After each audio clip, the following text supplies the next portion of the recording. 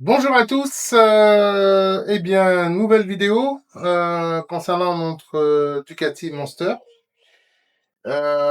Aujourd'hui, on va commencer à démonter un petit peu pas mal de choses, notamment capot de selle, réservoir, boîte à air, etc.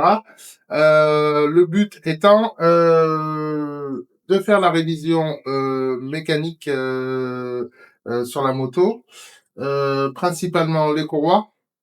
Les deux courroies qui ont 4 ans et demi, donc on va les remplacer. On va remplacer les galets, tous les galets. On va remplacer les joints de queue de soupape. Et en même temps, on va contrôler le jeu aux soupapes. Comme ça sera fait. Ça a été fait il y a 2000 km. Mais voilà, ça nous permettra d'être sûr et de repartir sur de bonnes bases et de savoir où on met les pieds. Voilà. En même temps, on va vidanger un peu le moteur parce que j'aurai des choses à démonter, notamment le radiateur. Donc, on va vidanger le moteur. Il aura le temps de s'égoutter tranquillement. Comme ça, on ne sera pas embêté. Voilà. Allez, c'est parti pour la vidéo.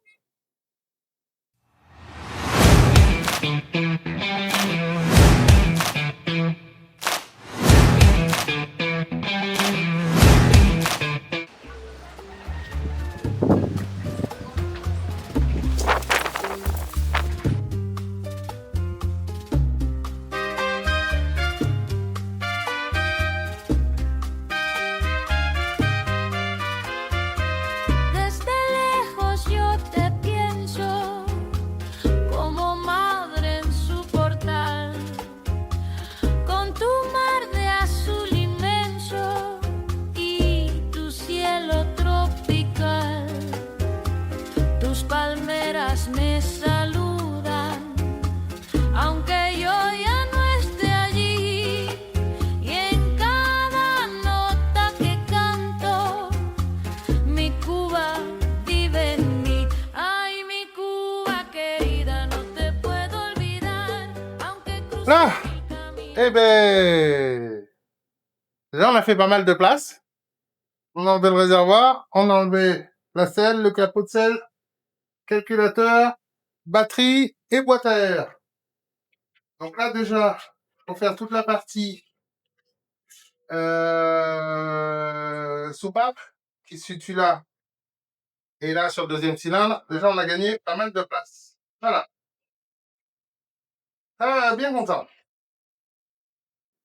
Eh bien, le côté positif de cette table élévatrice, c'est que déjà, on travaille, la moto est en hauteur, et comme elle est sur rail, et bien là, je l'ai décalé quasiment contre le côté gauche du garage, et égal, j'ai tout un tas de place pour travailler. Voilà. Là, principalement, tout de suite, je vais agir du côté droit, donc je la pousse côté gauche, et j'ai toute la place. Et puis, ben voilà, je peux la faire coulisser comme je veux, donc c'est le top du top. Là, on attaque la vidange, on va faire couler l'huile. J'ai déjà prédesserré les bougies pour être sûr que d'avoir la bonne clé. Parce que là, j'ai le doute. J'ai dit, ouah, j'ai des clés de bougie, mais est-ce que j'ai la bonne? Donc, j'ai la bonne, c'est bon. On fait couler l'huile et puis après, on démonte les carters de la courroie de distribution, des courroies de distribution. Et puis, on va commencer à démonter tout ça. Allez, c'est parti.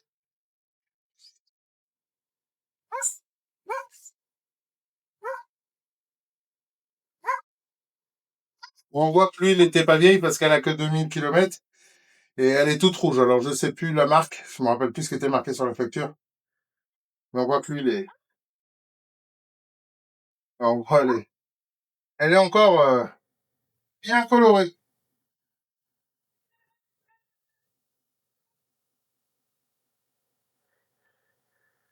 Voilà, donc on va la laisser sécher. Je vais pas presser. Là, on va pas la redémarrer ce soir. Là, attention, petit indice, il n'y a pas le joint. Donc le joint, il est resté là-haut. Faut penser à aller l'enlever. Là.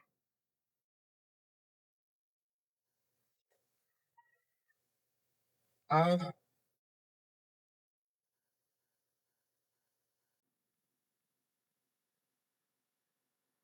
Les bougies, c'est pareil, hein. On voit qu'elles sont pas vieilles.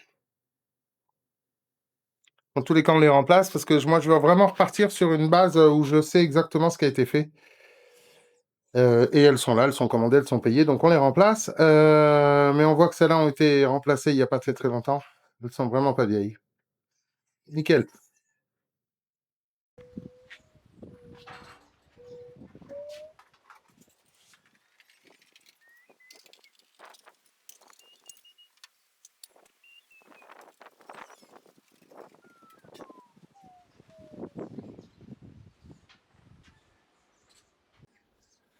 Bon, et ben nos caches courroies de distribution sont démontées. Là, ben, on aperçoit maintenant les fameuses courroies de distribution qui sont là. Et nos galets tendeurs et nos galets fixes. Donc on va suivre la procédure pour pouvoir démonter ça. La première chose, on va chercher les repères. Il y a des repères hein, sur les poulies. Voilà, ils sont là. Donc il faut mettre les repères poulie, moteur en face. Donc en fait, ben, chaque poulie doit tomber sur son repère à partir du moment où on met celle-là au repère. Une fois qu'on a fait ça, ben, on va démonter, desserrer les galets tendeurs, démonter les galets tendeurs et fixes et sortir les courroies. Voilà. Donc là, on aura fait déjà la première étape. Je suis content parce que derrière les caches, le moteur est quand même relativement très propre. Parce que tu vois certaines vidéos où derrière, c'est franchement pas propre. Hein. Ça, tu sens le vécu, quoi. Mais là, c'est vraiment propre. Voilà. Allez, on continue.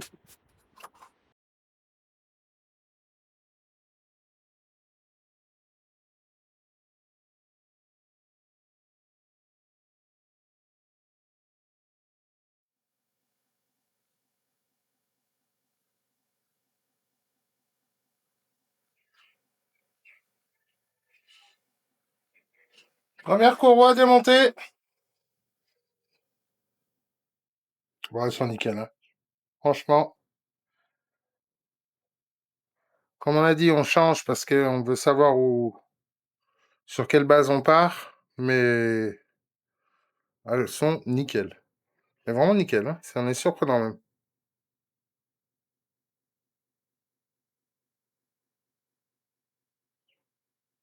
Impeccable. Et les galets, j'ai contrôlé aussi. Je rate pas rien. Ils sont impeccables aussi. Hein. Bah, tant mieux. Et ben me revoilà. Après un petit peu de galère pour enlever la deuxième courroie. Deuxième courroie, pas de souci, mais notamment le galet tendeur, dont les vis étaient serrées, je pense, avec une rallonge. Donc pas moyen de la desserrer. La tête commençait à s'abîmer sérieusement. Donc je l'ai chauffé, tournevis a frappé, chauffé, et enfin, au bout d'une heure de bataille, elle est venue. Donc ça y est. Alors je l'avais coupé parce que il fallait chauffer juste à côté, donc bon, à part foutre le feu. Donc les deux courroies sont démontées. Et tout ce qui est galet tendeur, galet fixe, est démonté aussi. Voilà. Là maintenant, on va démonter nos capots qui vont nous donner accès aux soupapes pour aller contrôler le jeu de tout ça. Le jeu de la partie fermeture et de la partie ouverture. On va démonter ça et puis on va voir un peu ce qui se passe dedans. Donc on aura le contrôle à faire là et sur le cylindre de devant aussi. Alors on est sur le système desmodromique, hein, c'est-à-dire que les soupapes sont commandées par des basculeurs que voici et que voilà. Donc ça, on est sur la partie admission, la partie échappement, une soupape admission, une soupape échappement, les deux basculeurs. Donc ça, c'est les basculeurs d'ouverture. C'est ceux qui, suivant comment on va tourner l'arbre à cam qui est en plein milieu, va appuyer sur le basculeur pour obliger la soupape à s'ouvrir. Voilà. Et après, l'arbre à cam va continuer à tourner et va obliger la soupape à se refermer. Voilà. Voilà le système desmodromique. Voilà comment il fonctionne. Ça, c'est le système spécifique Ducati, en fait. Alors, avec ses avantages et ses inconvénients, mais voilà, c'est comme ça. C'est à prendre ou à laisser. Alors, nous, ce qu'on contrôle et ce qui est préconisé, c'est de contrôler le jeu qu'il y a entre le basculeur et cette pastille-là, et entre ce basculeur et cette pastille-là. Voilà. Donc ça, on est sur le jeu d'ouverture, et là, on est sur le jeu de fermeture. Alors, pour ça, bien sûr, on ne connaît pas forcément les codes par cœur, hein, donc on va aller chercher. Hop. Donc, on est sur le cylindre vertical, l'horizontal étant là-bas, dessous. Donc, on est sur le cylindre horizontal. Et ce qu'on va contrôler là, c'est la partie ouverture et fermeture de l'échappement. Voilà, on va commencer par là. L'échappement est en bas. Hein. Voilà. Donc, qu'est-ce qu'on nous dit? On nous dit que pour l'ouverture, la tolérance est de entre 0,12 et 0,15. Donc, ce qu'on va commencer. Donc, on prend les cales. Hein. Comme dans le temps, on prenait pour régler les vis patinées. Pareil, même bagaille. Même chose. Donc 0,12 à 0,15. On va attaquer direct à la 0,15. Voilà, donc on va chercher la position où le basculeur il est libre. Voilà.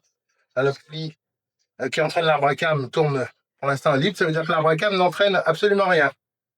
Et là, effectivement, on a un petit jeu. Donc c'est ce petit jeu qu'on doit avoir entre 0,12 et 0,15. Donc je vais contrôler. Et effectivement, la 0,15 passe, mais on sent qu'elle touche un petit peu. Et là, maintenant, on va aller contrôler 0,20. Parce que 0,15 étant le max.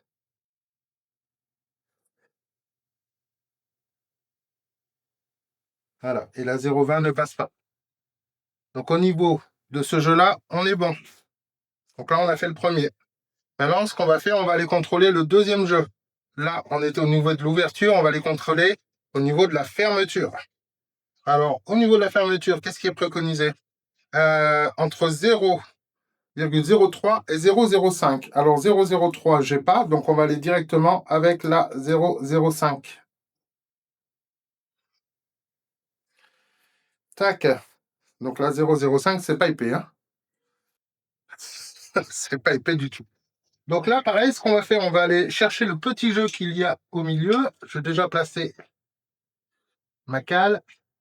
Il n'y a pas beaucoup de place, hein, il faut les doigts de fée, hein, comme on dit. Voilà. Là, j'appuie sur mon basculeur et la 0,5, elle passe. Elle passe, mais on sent qu'elle frotte. Mais elle passe. Donc on va aller voir maintenant si la 0,10 passe. Puisque 0,5, on est au maximum de la tolérance qui est préconisée. Donc je sors la 0,10. Voilà. Je la mets en place. Juste devant. J'appuie sur mon basculeur. Et la 0,10 ne passe pas. Voilà. Donc là, au niveau des jeux, pour le cylindre vertical, pour la partie échappement, on est bon. Donc on va continuer pour la partie admission. Voilà. Parce que 0,10, 0,12, il faut que la 0,15 ne passe pas dans la logique. Voilà, donc là, on est libre. Là, on a le petit jeu. La 10 passe tranquille. Et la 15, elle ne passe pas. Voilà. Donc, on peut considérer qu'on est bien entre 0,10 et 0,12. Là, on est bon. S'il n'y a vraiment pas beaucoup de place. Voilà. J'appuie sur mon basculeur. La 0,5 passe tranquille. On sent qu'elle frotte un petit peu. Et elle passe. La 0,10. Alors, j'ai dit la 0,5, c'est la 0,05. Hein. Donc, la 0,10. 0,10 ne passe pas. Bon, ben, on sait que notre jeu, sur ce cylindre-là, notre jeu aux soupapes est nickel. On est royal. Ben là, on va continuer et puis démonter ces fameuses pastilles pour pouvoir accéder au joint de soupape. Pour enlever cette pastille, il va falloir que je déplace mon basculeur. Donc je vais enlever cette agrafe-là. J'enlève cette agrafe-là, ça va me permettre de déplacer mon basculeur sur la droite et de pouvoir enlever cette pastille. D'accord? Après, j'ai la deuxième pastille à aller enlever, c'est-à-dire celle-là, qui pourra remonter le long de la soupape. Cette pastille, elle est calée avec deux demi-lunes, qu'on les voit là. Tac. Et tac. C'est les deux demi-lunes qui sont autour de la soupape. Donc, il précise bien dans la vidéo, c'est de boucher ce trou. Donc, on va mettre une des vis de fixation du capot dedans. Là. Pourquoi? Pour que les demi-lunes, c'est tout petit en fait, hein, ce que je vous montre. Hein. Donc, les demi-lunes à manipuler, c'est un peu la galère. Il faut surtout pas qu'il y en ait une qui tombe dedans, sinon il faut déculasser. Voilà. Donc, on met une vis, comme ça, si elle tombe là, et on peut la récupérer. Donc, on va enlever ces deux demi-lunes pour récupérer dessous cette pastille que je vais faire remonter. Une fois qu'on a fait ça, on sait que la soupape, elle peut pas descendre.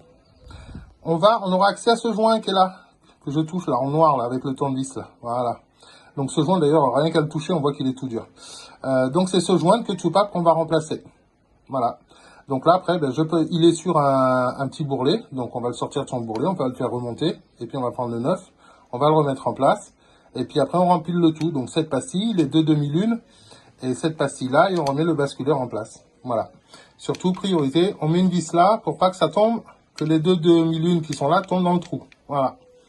Et bien, c'est parti, on y va. Alors, donc, on est parti. Donc là, je viens d'enlever la grafe en question. Hop. Voilà. Là, je viens d'enlever la grafe en question. J'ai décalé mon basculeur et je vais pouvoir enlever ma première pastille. Donc, c'est pas gros, hein. Voilà. Donc, si, en termes de jeu, ce qu'on vient de contrôler, si des fois j'étais pas bon, eh bien, c'est elle qu'il faut mesurer. Et après, chez Ducati, ils vendent toute une gamme avec différentes épaisseurs. Voilà. Donc, si en termes d'usure, elle n'est pas bonne, c'est qu'elle est usée. Mais bon, usée entre guillemets, hein, c'est pas. Eh bien, on va choisir une pastille un tout petit peu plus épaisse. Voilà. Donc, comme on n'a pas forcément tout ça en stock en Martinique, le but aussi, c'est de savoir le faire, de le contrôler. Là, on sait qu'on est bon jusqu'à là. On verra après l'autre cylindre. Hein.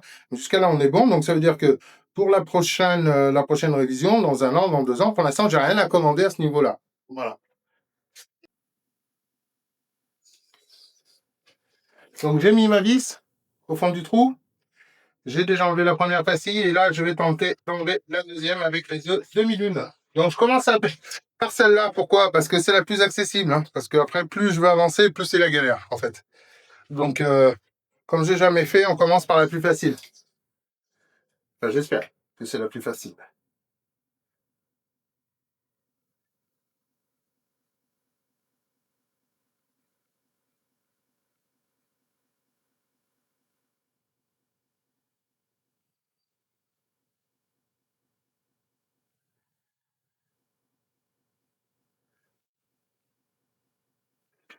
Effectivement, pas de doigts de fer.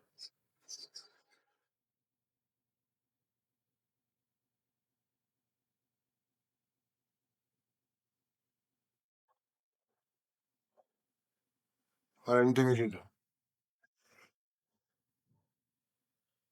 Tout petit.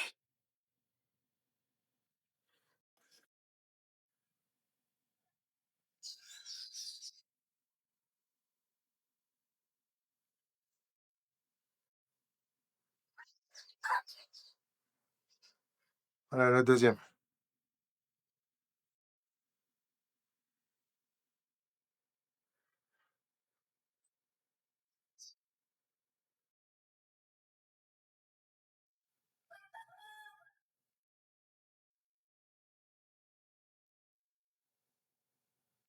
Là, et là, j'ai pu sortir la pastille de fermeture. Donc, et les deux demi-lunes vont là, autour de la soupape qui est dedans. Voilà. Bon, eh bien, on aura réussi à démonter les deux. C'est pas mal pour un jeune débutant. Donc ça y est, avec un petit tournevis plat, je suis passé dedans. Comme il préconise sur internet, je l'ai enlevé. Et effectivement, s'il n'est pas d'origine, il ne doit pas être loin parce qu'il est raide comme la justice. Hein. Voilà.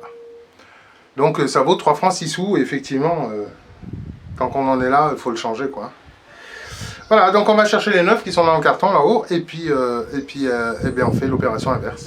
C'est parti. Bon, ben, j'ai réussi à le remettre. Mais bon, c'est un coup à prendre. Hein. C'est pas facile. Hein, parce que t'as pas de place en fait avec les doigts. La taille d'un doigt là-dedans. Voilà, et tout de suite tu viens buter contre le deuxième basculeur, quoi. Donc avec un petit tournevis plat, faut tenir avec un doigt et passer le tournevis dedans et le faire tourner pour que ça aille faire le tour du bourrelet et que ça se coince dessus. Là ça y est, c'est en place. Là j'appuie dessus, c'est bon. Donc, on va faire remonter la soupape et puis on va remonter tout ça. Les neuves, les vieilles. Les neuves, les vieilles. Ah, ça a vécu un peu, hein. Ça va faire du bien de les changer. Bon, ben pour ce soir, on va arrêter là et on continuera demain. Réglage de soupape OK sur le deuxième cylindre. Et remplacement du joint de queue de soupape OK aussi. Voilà, cylindre du dessous, pareil. Donc tout est OK. Et ben là, on va pouvoir éventuellement commencer à regarder pour remonter les courroies. Et puis changer les galets. Voilà. Donc déjà, on aura fait une bonne partie pour aujourd'hui.